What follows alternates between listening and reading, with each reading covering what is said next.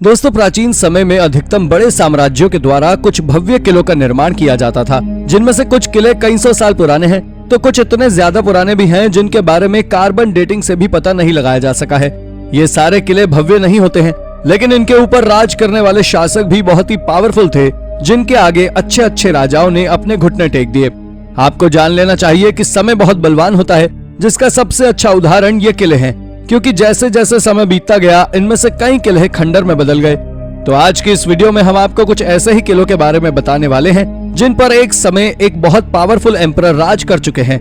तो चलिए शुरू करते हैं आज की interesting video. Number 10, Lohagarh fort. Lohagarh किला महाराष्ट्र के बहुत से पहाड़ी किलों में से एक है। ये पहाड़ी इलाके लोनावला के पास और पुणे के उत्तरी भाग में 52 किलोमीटर की दूरी पर बना हुआ है। लोहागढ़ किला समुद्री सतह से तकरीबन 3389 फीट की ऊंचाई पर बना हुआ है। यह किला अपने पड़ोसी विसापुर किले से जुड़ा हुआ है। ज्यादातर समय यह किला मराठा साम्राज्य के पास ही रहा, बल्कि केवल 5 वर्षों तक ही यह किला मुगलों के पास रहा था। लोहागढ़ का इतिहास काफी गहरा है, क्योंकि अलग अलग समय में अलग अलग साम्राज्यों ने इस पर राज किया, जिनमें मुख्य रूप से सातवाहन, राष्ट्रकूट, यादव, चालुक्य, निजाम, बहमिन्स, मुगल और मराठा शामिल हैं। इस किले का उपयोग मराठा साम्राज्य में सूरत से लूटे हुए माल को रखने के लिए भी किया जाता था, लेकिन बाद में पेशवा के समय में नाना फडणवीस ने कुछ समय तक इसका उपयोग रहने के लिए किया। Number 9, lost sun temple. सूर्य की पूजा हम न केवल आज करते हैं, बल्कि सदियों से हमारे पूर्वज भी इनकी पूजा करते आ रहे हैं। इजिप्ट के सूर्य मंदिर इस बात का खुला सबूत देते हैं। आपको बता दें कि हाल ही में जब कुछ पुरातत्वविद इजिप्ट की राजधानी काहिरा में दक्षिण की तरफ मौजूद शहर अबू गराब में एक रेगिस्तान का खनन कर रहे थे, तब अचानक उन्हें ऐसा प्राचीन मंदिर मिला जिसे देखकर वो हैरान रह गए। ये मंदिर सूर्य देव का है, जो पिछले 4500 सालों से एक रेगिस्तान में दबा था। मिस्र के आर्कियोलॉजिस्ट का मानना है कि यह पिछले दशक की सबसे बड़ी खोज है। इजिप्ट में अब तक 2 प्राचीन सूर्य मंदिरों की खोज की गई है। हालांकि वॉर्सो में स्थित एकेडमी ऑफ साइंसेज में इजिप्टोलॉजी के असिस्टेंट प्रोफेसर डॉक्टर मासिमिलियानो नुजेलो ने कहा कि हमने ऐसी प्राचीन वस्तुओं की खोज के लिए काफी समय दिया है, लेकिन जब ऐसा कुछ मिलता है जो पूरी सभ्यता, संस्कृति और उस समय के निर्माण कला विज्ञान को दर्शाता है, तो बहुत आश्चर्य होता है। Number 8, world war 2 POW camp. दोस्तों, ये खोज आर्कियोलॉजिस्ट ने इंग्लैंड के ऑस्वेस्ट्री इलाके की है, जहां से हाल ही में आर्कियोलॉजिस्ट ने प्रिजनर ऑफ वॉर कैंप के सबूत खोजे हैं। इस साइट पर एक समय पर करीब 2000 जर्मन POWs को रखा गया था, जो एक फार्मलैंड के बीचों बीच मिली है। जब रिसर्चर्स ने इनके ऊपर जानकारी इकट्ठा की, तब जाकर उन्हें पता लगा कि ये जगह 1940 से 1948 तक उपयोग में रह चुकी है। लेकिन इसी बीच जॉन, जो कि उस एक्सकेवेशन के लीडर थे, उन्होंने एक बहुत बड़ी बात का खुलासा करते हुए कहा कि उस कैंप में पानी और इलेक्ट्रिसिटी की भी पर्याप्त सप्लाई थी, स्पोर्ट्स गेम थे, म्यूजिकल परफॉर्मेंसेस थी और तो और कारपेंटरी की जॉब भी वहां दी जाती थी। ये एक बहुत बड़ा वर्ल्ड वॉर 2 के दौरान बनाया गया POWs कैंप था। नंबर 7, स्मॉल रोम मिलिट्री कैंप। अगर रोमेनियन कैंप की बात करें तो सबसे पहले स्लोवेकिया के कैपिटल ब्राटिस्लावा को देखा जाता है, जो एक समय रोमन मिलिट्री कैंप का होम रह चुका है, जिसे एक्सपर्ट्स के द्वारा स्मॉल रोम के नाम से भी जाना जाता है। ये एक गैरुलाटा साइट है, जिसका निर्माण 1st से 4th सेंचुरी के बीच में किया गया था, जो लाइम्स रोमानस का हिस्सा था। दरअसल इसके बनाने का सबसे मुख्य कारण ईस्टर्न रीजन के रोम के पेनोनिया प्रोविंस को बचाना था, और आज के समय इसे यूनेस्को के द्वारा वर्ल्ड हेरिटेज साइट में बदल दिया गया है। आज के समय ये साइट फिर भी डैमेज हो चुकी है, लेकिन आपको शायद जानकर ताज्जुब जरूर होगा कि इस सिटी में वॉच टावर, मिलिट्री कैंप और लोगों के सेटलमेंट्स भी मौजूद थे। इसके साथ ही इसमें खेत और 4 कब्रिस्तान भी मौजूद थे, और हाल ही में एक्सकवेशन के दौरान आर्कियोलॉजिस्ट ने उस जगह से सैकड़ों की तादाद में कीमती आर्टिफैक्ट्स भी खोजे हैं। ये जगह बहुत हैरानी भरी है।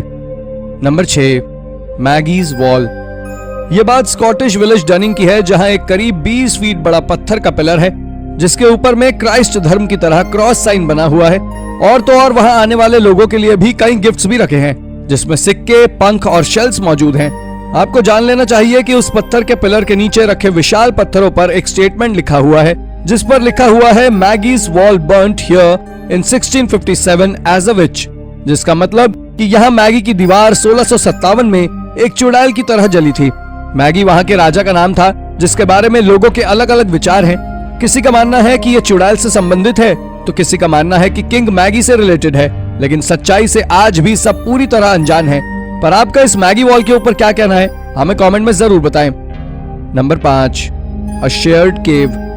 दोस्तों आज कई सारी अननोन एंशिएंट ह्यूमन स्पीशीज पूरी दुनिया के सामने अनकवर्ड हो गई है, लेकिन साइंटिस्ट ने दोबारा यह दावा किया है कि उन्होंने एक और नए एंशिएंट ह्यूमन स्पीशी को खोजा है।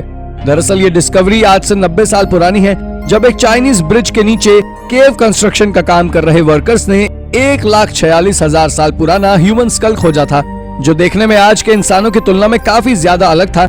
यह अब तक खोजा गया सबसे पुराना और सबसे अच्छी तरह से प्रिजर्व्ड ह्यूमन स्कल है। लेकिन हैरानी की बात यह है कि जिस केव से इस स्ट्रक्चर को खोजा गया है, ठीक उसी तरह उसी केव से निएंडरथल्स के भी स्केलेटन के साथ साथ स्टोन टूल्स भी मिले हैं।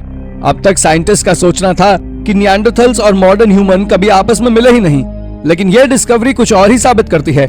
ये वाकई एक हैरानी भरी खोज है।